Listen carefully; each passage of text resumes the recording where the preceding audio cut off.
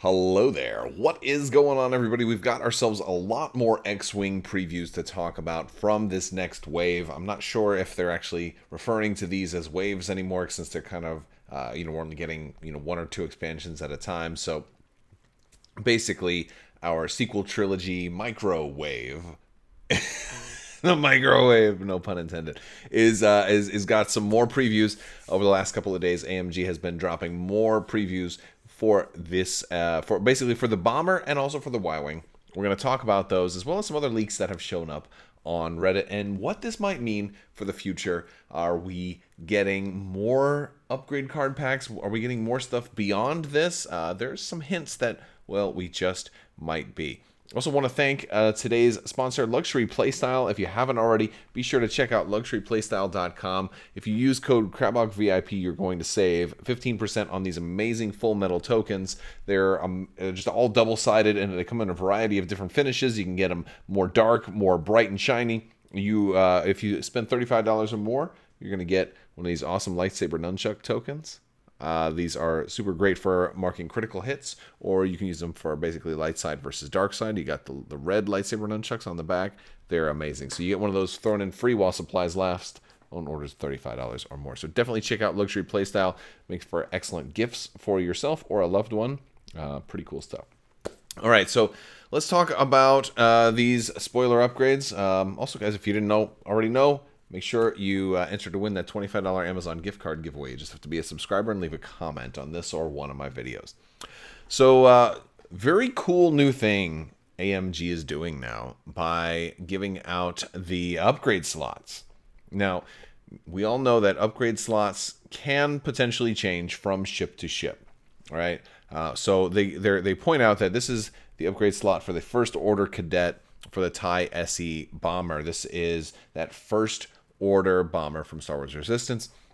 It's nice to see what it has, right? So we're gonna have a gunner slot on here, which is pretty cool.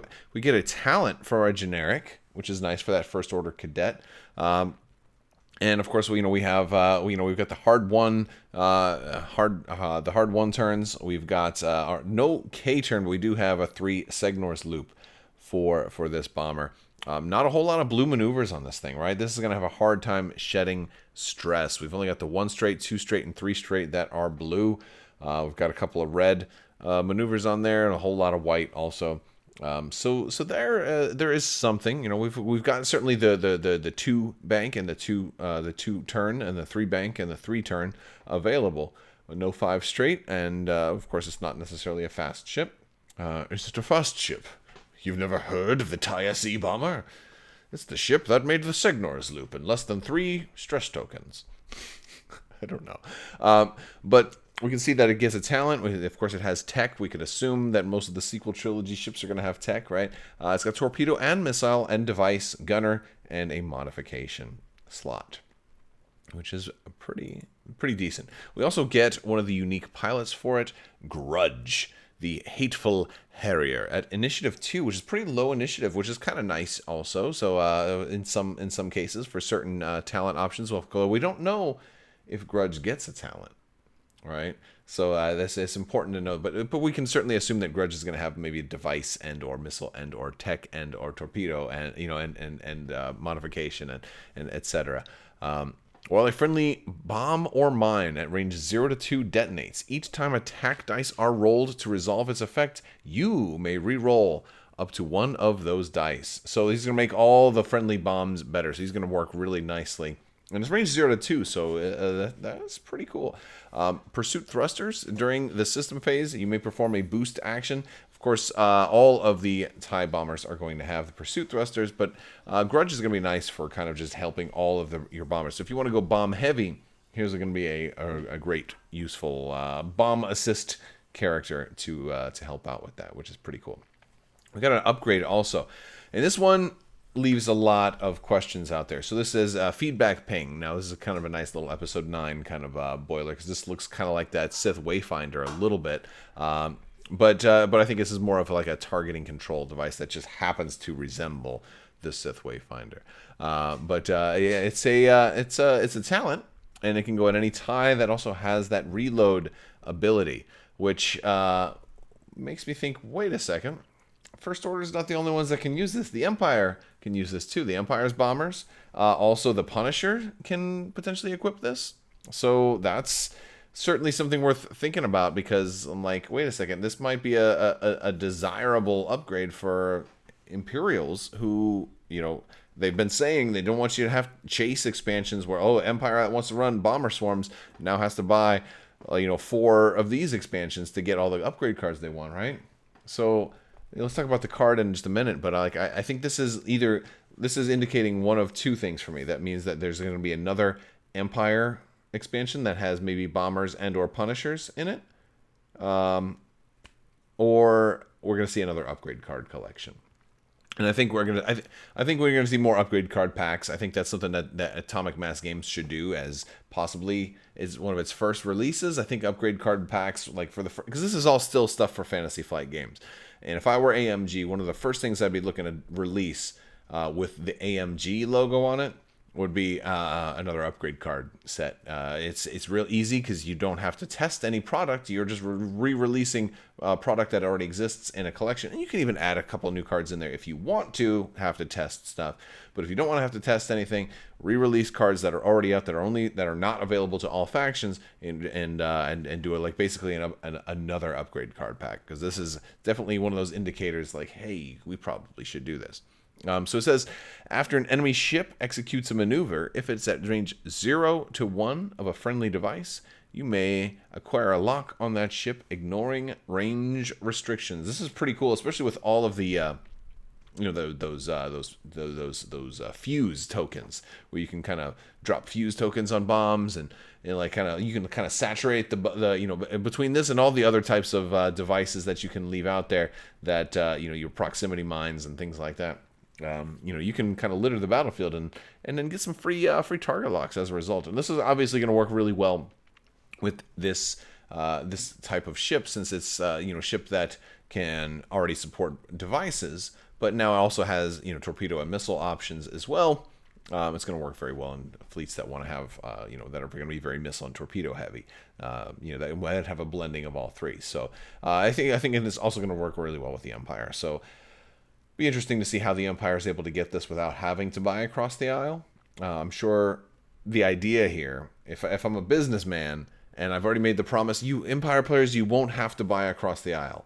Well, we didn't say you'd never have to buy across the aisle. You won't have to always. So right now, if you want it right away, you're going to have to buy across the aisle. But I'm sure at some point it'll be available to the Imperial players as well. We also got some previews for the Y-Wings that are coming out. So we did get the dial, which is nice. And, of course, our upgrade slots for the New Republic Patrol, which was the generic that was already previewed. We have some more pilots we're going to take a look at as well. So the BTL NR2 Y-Wing has the 5K turn, and it also has the 1 straight. Got a little bit more blue on it. Both of its 1 banks are blue. 2 and 3 straight are also blue. It has a 4 straight that's going to be red, and then a 3 hard turn that is going to be red.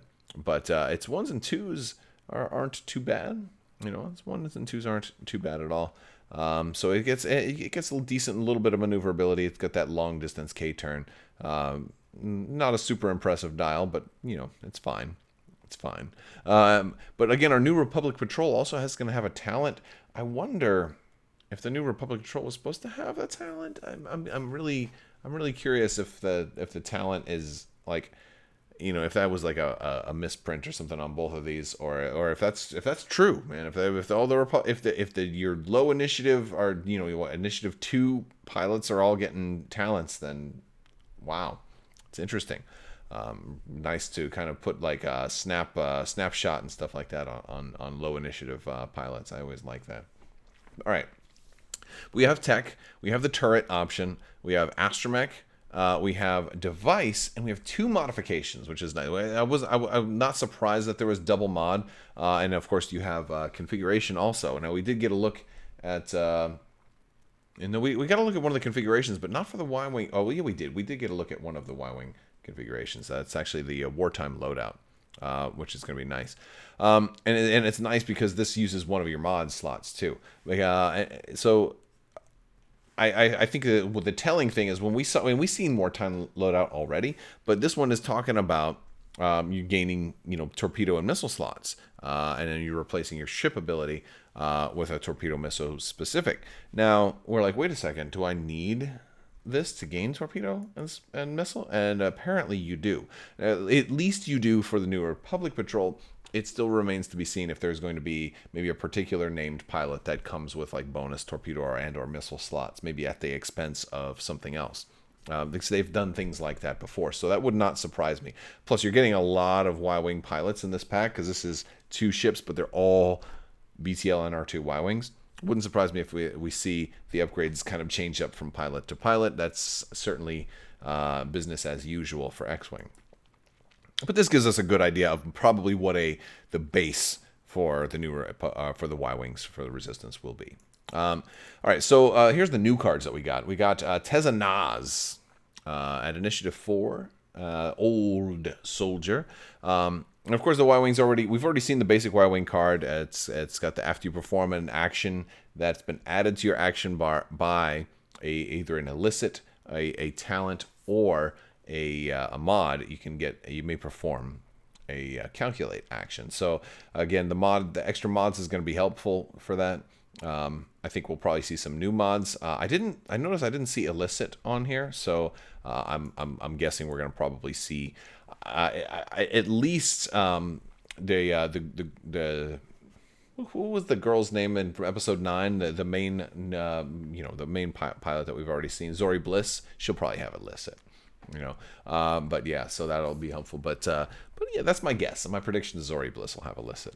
So Teza Naz's ability here is, while a friendly ship at range 0 to 2 performs an attack, if the defender has a ship friendly to the attacker in each of its side arcs, the attacker may reroll 1 attack die. So on its, there's a lot here, and this is definitely a situational ability. First off, it's giving rerolls. It's giving a single reroll to friendly ships, which is pretty nice. And range 0 to 2 is a pretty wide bubble. So as long as you're flying, either in formation or fairly close together, you're eligible to get hit by this. I also want to point out that this works for himself or herself, for Teza Naz, while a friendly ship, it doesn't say another friendly ship, and you're always friendly to yourself. You're certainly going to be at range 0 of yourself. So this works for you as well if you're playing Teza. If the defender has a ship friendly to the attacker in each of its side arcs, right? So this is not going to trigger all that much, right? Even though it's a kind of a cool ability. First off, your opponent has to have 3 ships minimum for this to work, and out of those 3 ships, they have to kind of all be side by side, and you have to be shooting at the middle one. Right. Now, if they have more than 3, then you might have more options. So this is going to be effective against swarms, but less effective against everything else. I will delight to try to use this in the Fly Casual simulator, because the enemies in that simulator tend to all line up kind of in perfect swarms. So that'll be really effective there. This will also be effective perhaps against certain Republic builds, like ARC 170 builds that like to have bonuses to your wingmen who are flying flank and your left and right. I think that'll be interesting too. But overall, very situational ability. But I mean, it's not bad. And if when it does work, it'll work for it'll really boost your whole squad. So that's kind of cool, but definitely situational. And we have Shasa Zaro, Artistic Ace. And this one's interesting. After you Initiative 3, after you defend, you may choose a friendly ship in your rear arc at range 0 to 2 and one of your green tokens. If you do, that ship gains a matching token. So here's the thing: you're going to defend, and what green tokens can you have, right? You're just going to have a focus. Maybe that means you don't spend the focus on defense, right? Or is this going to work really well with intuitive interface? I think that's kind of the idea here. Is if you might not always be taking a focus action, you might have to do other things. And if you take an action granted by something else, maybe there'll be some cards in here that are going to give you other green tokens as well. Then that's kind of cool, and then you might have some extra calculates left over. And I'm assuming there's going to be other pilots in here that maybe want to trigger off of calculates, and here's a way to feed extra calculates out to the fleet. That's kind of some of the synergy that I'm predicting that this will have with the rest of the stuff that we're going to see in this particular expansion. There's a lot more pilots left to spoil, so I'm sure, if you're watching this, you're probably only like an hour or two away from AMG dropping more spoilers, and so we're just trying to keep up with all of them.